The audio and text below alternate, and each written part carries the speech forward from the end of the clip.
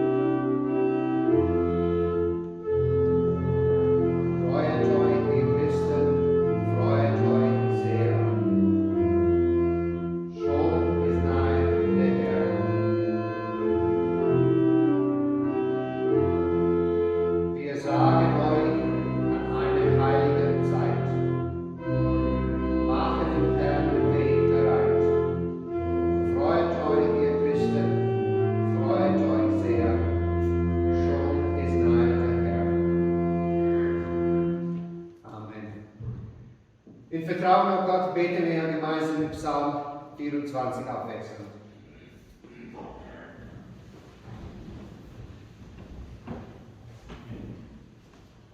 Mache die Tore weit und die Türen in die Welt hoch. Wer ist der König der Ehre? Es ist der Herr, stark und mächtig, der Herr mächtig im Streit. Mache die Tore weit und die Türen in die Welt hoch. Wer ist der König der Ehre? Es ist der Herr aus Israel, der ist der König der Ehre. Ehre sei dem Vater und dem Sohn und dem Heiligen Geist, wie es war im Anfang, jetzt und immer da und von Ewigkeit zu Ewigkeit.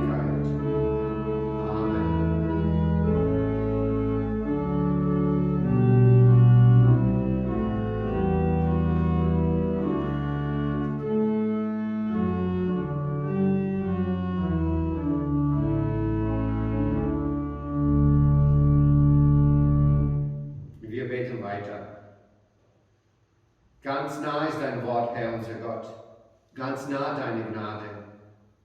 Begegne uns denn mit Macht und Erbarmen.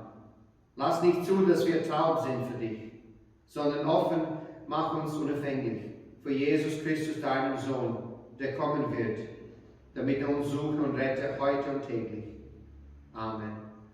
In der Stille bringen wir vor Gott, was uns heute Morgen auf dem Herzen liegt. Lasst uns beten.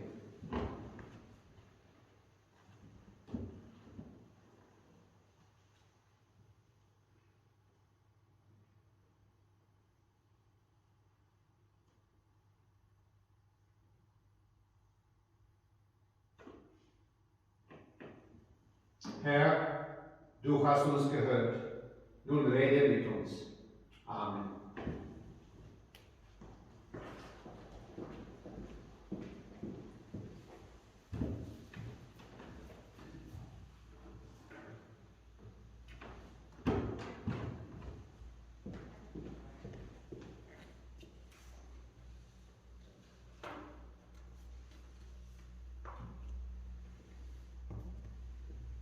Schriftlesung aus Jakobus 5, Mahnung zur Geduld. So seid nun geduldig, Brüder und Schwestern, bis zum Kommen des Herrn. Siehe, der Bauer wartet auf die kostbare Frucht der Erde und ist dabei geduldig, bis sie empfange den Frühregen und Spätregen. Seid auch ihr geduldig und stärkt eure Herzen, denn das Kommen des Herrn ist nahe. Das Gebet für die Kranken. Leidet jemand unter euch, der bete? Ist jemand guten Mutes, der singe Psalmen? Und das Gebet, den Namen des Herrn und das Gebet des Glaubens wird dem Kranken helfen. Und der Herr wird ihn aufrichten. Und wenn er Sünden getan hat, wird ihm vergeben werden. Bekennt also einander eure Sünden und betet füreinander, dass ihr gesund werdet. Des gerechten Gebet vermag viel, wenn es ernstlich ist. Verantwortung für die Irrenden. Der soll wissen, wer den Sünder bekehrt hat von seinem Irrweg, der wird seine Seele vom Tode erretten und wird bedecken die Menge der Sünde.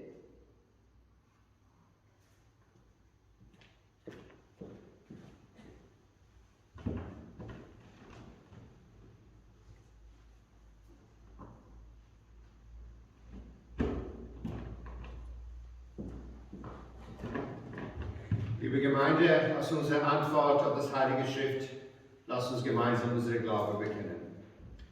Ich glaube an Gott, den Vater, den Allmächtigen, den Schöpfer des Himmels und der Erde, und an Jesus Christus, seinen eingeborenen Sohn, unseren Herrn, empfangen durch den Heiligen Geist, geboren von der Jungfrau Maria, gelitten unter Pontius Pilatus, gekreuzigt, gestorben und begraben, hinabgestiegen in das Reich des Todes, am dritten Tage auferstanden von den Toten, aufgefahren in den Himmel. Er sitzt zu Rechten Gottes, des allmächtigen Vaters. Von dort wird er kommen, zu richten die Lebenden und die Toten. Ich glaube an den Heiligen Geist, die heilige christliche Kirche, Gemeinschaft der Heiligen, Vergebung der Sünden, Auferstehung der Toten und das ewige Leben. Amen.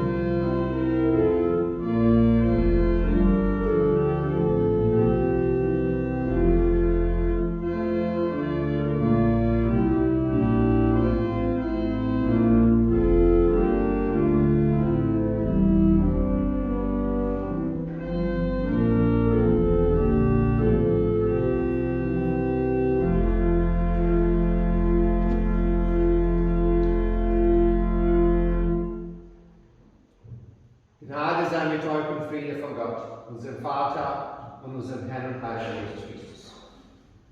Liebe Gemeinde, erneut befinden wir uns in einer Situation, die sich sicher niemand gewünscht hat. Steigende Infektionszahlen, leider auch hier in Balzheim, verschärfte Maßnahmen in allen Bereichen des Lebens und wieder diese Ungewissheit. Wie werden wir Advent und Weihnachten überhaupt feiern können?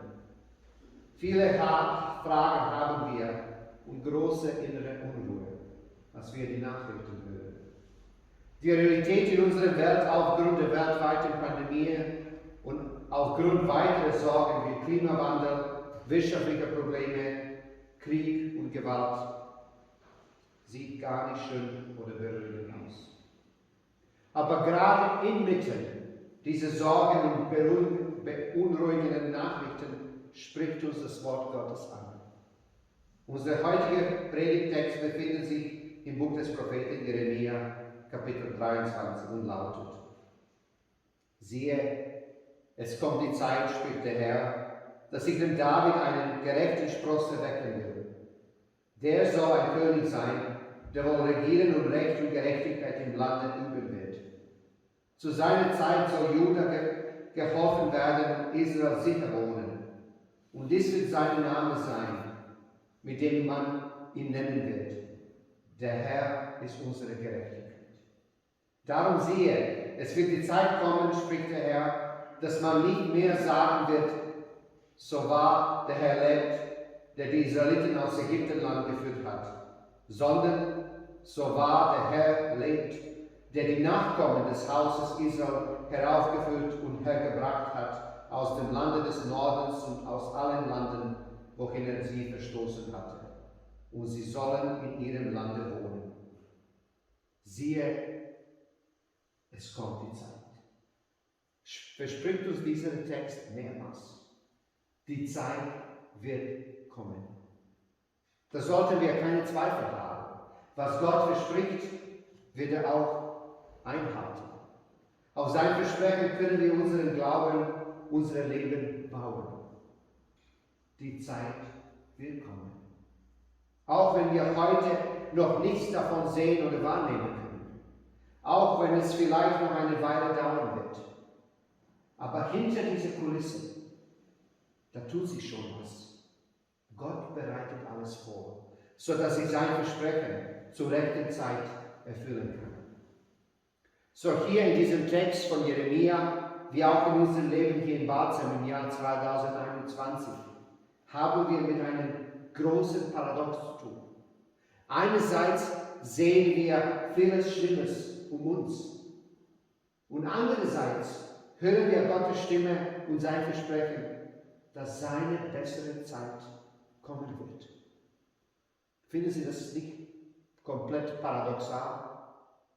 Und natürlich, das ist kein abstraktes Versprechen, dass irgendwann mal irgendwas Besseres kommen wird, sondern ganz konkret. Bei Jeremia heißt es, ein König wird kommen, der wohl regieren und Recht und Gerechtigkeit im Lande üben wird. Zu seiner Zeit soll Juda geholfen werden und Israel sicher wohnen, lesen wir. Gott sagt uns ganz genau vorher aus, was auf uns wartet. Und so ist auch in der Weltzeit. Es ist die Zeit des Wartens auf das Kommen des Königs, auf die Geburt eines Kindes, das die Verkörperung des Glanz und Liebe Gottes ist. Wir warten auf die Erfüllung von Gottes Versprechen. Für mich ist es immer eine spannende und eine wunderschöne Zeit, diese adventliche Zeit des Vaters. Er schenkt uns Hoffnung und Freude. Wenn ich daran denke, dass wir in wenigen Wochen die Geburt Jesu feiern werden, dann mein Herz ist erfüllt mit Freude. Aber gleichzeitig heißt es aber nicht, dass alle Probleme und Herausforderungen dieser Welt, dieses manchmal schreckliches Alltags, auf irgendeine magische Weise verschwinden. Nein. Wie beide von diesen Realitäten zusammenpassen, verdeutlicht uns das Buch Das Weihnachtsgeheimnis von Justin Gardner. Ich habe mehrere Bücher von diesem norwegischen Autor gelesen. Und in diesem Buch, sozusagen, das Buch fängt am 1. Dezember. 24 fängt im Adventskalender an. 24 Tage vor die Weihnachten lang begleitet uns die Autor auf dem Weg der Vorbereitung auf Weihnachten. Hauptperson dieser Weihnachtsgeheimnis ist Joachim aus Norwegen. Er macht sich zu einer Reise von fernen Norwegen hin nach Bethlehem in diesen 24 Tagen. Und zugleich ist dieses eine Reise durch die Jahrhunderte, von Jahr in diesem Buch 2000 zurück zum Geburtstag Jesu. Und während seiner längeren Reise stoßt Joachim auf sonderbare Gestalten und wunderbare Ereignisse auf seiner Reise. Und immer, wenn er von einer Person oder einem Ereignis überwältigt ist, ruft er aus: Hier kommt ein Stück der himmlischen Herrlichkeit auf der Erde hinunter. Dieser Satz wiederholt sich ständig durch das ganze Buch von Gaben. Hier kommt ein Stück der himmlischen Herrlichkeit auf die Erde hinunter. Ja, genau. Das ist genau die Brücke zwischen der großartigen Heilsverkündigung der Weihnachten und unserer Wirklichkeit, die von Pandemie, Angst, Sorgen und Problemen geprägt ist. Das genau ist die Brücke zwischen dem Glanz Gottes und der Finsternis über dem Erdenreich. Das genau ist die Brücke zwischen der aktuellen Realität, dass sich dieses Versprechen noch nicht erfüllt hat, und der kommenden Realität, die bereits unter uns zu finden und zu erkennen ist. Das weihnachtliche Geschehen taucht die Welt in ein neues Licht. Es wird hell. Es wird hell. Menschen werden bereit, ihren Reichtum mit dem Armen zu teilen. Es wird hell. Menschen werden die Welt in ein neues Licht sehen können. Und genau um solch eine Heiligkeit geht es an in Weihnachten. Die Herrlichkeit Gottes senkt sich hinunter auf die dunkle Erde unter uns. Und auch während der Adventszeit, wenn uns die Dunkelheit dieser Welt überwältigt, lasst uns daran denken, was Gott hinter der Kulisse gerade vorbereitet. Letzten Sonntag habe ich gepredigt über einen Panoramablick. Hier stellen Sie sich vor, hinter die Kulisse, Gott arbeitet. Und lasst uns immer wieder die guten und positiven Momente im Alltag erkennen, sodass wir auch zusammen mit Joachim, die Hauptdarsteller dieses Buchs, sagen können: Hier kommt ein Stück der himmlischen Herrlichkeit auf die Erde hinunter. Vielleicht üben wir das zusammen, sagen alle zusammen diesen Satz. Ich wiederhole es einmal und dann sagen wir gemeinsam: Hier kommt ein Stück der himmlischen Herrlichkeit auf die Erde hinunter. Üben wir das zusammen und sprechen miteinander. Hier kommt ein Stück der himmlischen Herrlichkeit auf die Erde hinunter. Und für mich heute diese himmlische Herrlichkeit sind Sie. Jeder, das ist hier anwesend, der hat sich getraut, in die Kirche wiederzukommen, zusammen Gottesdienst zu feiern und diese Herrlichkeit Gottes wieder zu spüren. Amen. Und der Friede Gottes, welcher höher ist als alle Vernunft, bewahre eure Herzen und Sinne in Christus Jesus.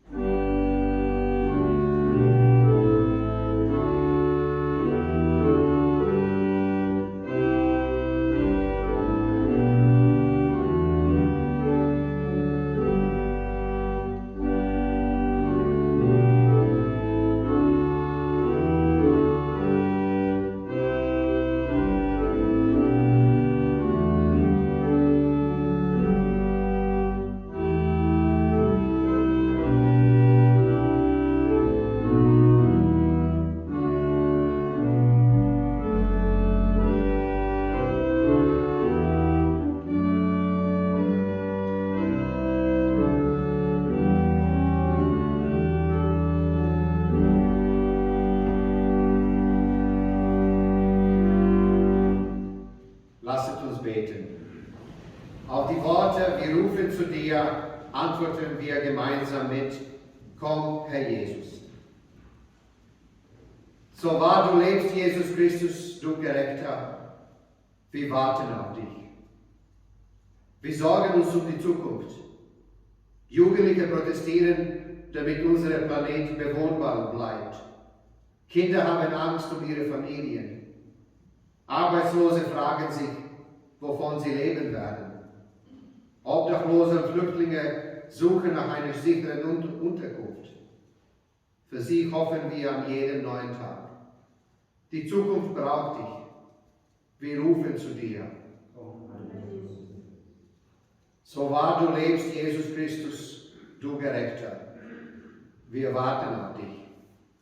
Wir sorgen uns um den Zusammenhalt in der Welt. Die einen lehnen die Meinung der anderen ab. Die einen verachten die anderen. Die einen bedrohen die anderen. Die einen vertrieben die anderen. Wir hoffen an jedem neuen Tag auf dich. Die Welt braucht dich. Wir rufen zu dir. So wahr du lebst, Jesus Christus, du Gerechter, wir warten auf dich. Wir sorgen uns um die Kranken, die einsam sind, um die Kranken, die um Atem ringen, um die unheilbaren Kranken, um die den Kranken beistehen. Für sie hoffen wir an jedem neuen Tag. Die Kranken brauchen dich. Wir rufen zu dir. So wahr du lebst, Jesus Christus, du Gerechter, wir warten auf dich. Deine weltweite Kirche wartet auf dich. Die Trauernden fragen nach ihrem Lieben. Die Suchenden fragen nach Sinn. Deine Gemeinde fragt nach deinem Wort. Wir hoffen an jedem neuen Tag auf dich. Wir brauchen dich. Und deshalb wir rufen zu dir. Wir beten weiter mit den Worten Jesu. Vater unser im Himmel, geheiligt werde dein Name. Dein Reich komme, dein Wille geschehe, wie im Himmel, so auf Erden. Unser tägliches Brot gib uns heute und vergib uns unsere Schuld, wie auch wir vergeben unsere Schuldigen. Und führe uns nicht in Versuchung, sondern erlöse uns von der Bösen. Denn dein ist das Reich und die Kraft und die Herrlichkeit in Ewigkeit. Amen.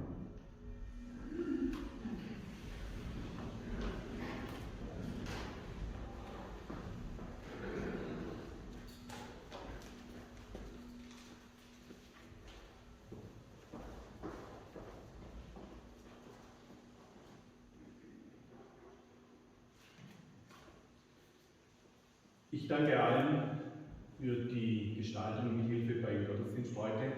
Natürlich unserem Pfarrer, der uns doch für eine halbe Stunde aus der düsteren Stimmung dieser Tage in die adventliche Stimmung dieser Jahreszeit geholt hat. Ich danke Stefan Luder an der Orgel, Eichen Adolf als Messnerin und als Lektorin, allen Ordnern heute und vor allem Manuel Unterweger, der also nun diesen kurzen Gottesdienst heute auf YouTube mitlaufen lassen hat. Manuel, kannst du das schon sagen, ob da jemand sich eingeklinkt hat? Okay, ja. Wie es dann weitergeht, steht nicht ganz in den Sternen. Also wir planen dann den nächsten Gottesdienst nächsten Sonntag in Oberbalzheim in der Dreifaltigkeitskirche, auch wieder unter denselben Bedingungen, weil es einfach wichtig ist, die Kirche offen zu halten für möglichst viele Gottesdienstbesucher. Dann das Opfer ist heute landeskirchenweit für das Gustav-Adolf-Werk bestimmt. Es unterstützt evangelische Minderheiten weltweit in ihren Aufgaben und Herausforderungen, zum Beispiel durch finanzielle Beteiligung an sozialen Projekten und Bauvorhaben. Bei der Vergabe von Stipendien oder durch die Entsendung von Freiwilligen. Die Zahl der Bedürftigen, die die sozialen Angebote des Gustav-Adolf-Werk Partnerkirche in Anspruch nehmen, hat sich im letzten Jahr teilweise verzehnfacht.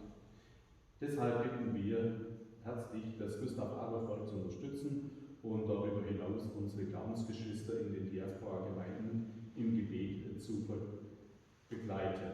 Die Kollekte vom Ewigkeitssonntag, letzten Sonntag, 21. November, betrug 160 €.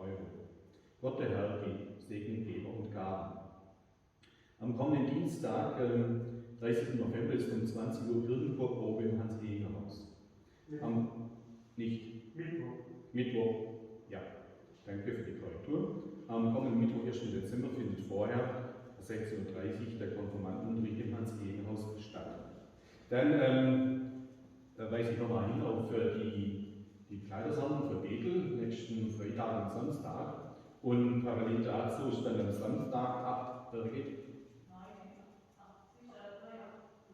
ja, also dieser Adventsmarkt, der Adventsbasar, den wir da machen wollen, den wir sonst bei dem Weihnachtsmarkt der Gemeinde gemacht hätten, vor dem Hans-Ehinger-Haus. Dazu kommt dann alles Wissenswerte im Mitteilungsblatt. Bitte auch dann diese Woche das Mitteilungsblatt zu beachten, was die Gottesdienste und Gelegen dazu angeht. Ihnen herzlichen Dank, dass Sie heute hierher gekommen sind und ich wünsche Ihnen allen noch einen schönen ersten Adventssonntag.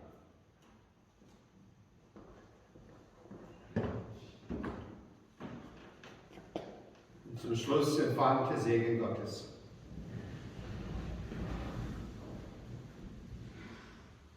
Der Herr segne dich und behüte dich. Der Herr lasse sein Angesicht leuchten über dir und sei dir gnädig. Der Herr hebe sein Angesicht auf dich und gebe dir Frieden.